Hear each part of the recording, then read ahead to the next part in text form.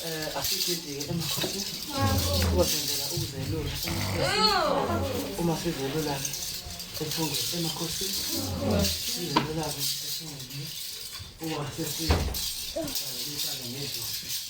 uma sizibingelele kahle idlozi sifika-ke sicule izingoma zokholo manje ngiyabona uba usizo kuhlala phansi isikhathi bona noba sisekho yabona uba-ke nencoso esize seyithuliwe emakhosini isathunywa-ke ngokosiko lezangoma afanelanga isilwane samangena amanye isibhakule sisashisa emakhosini izinto zikhona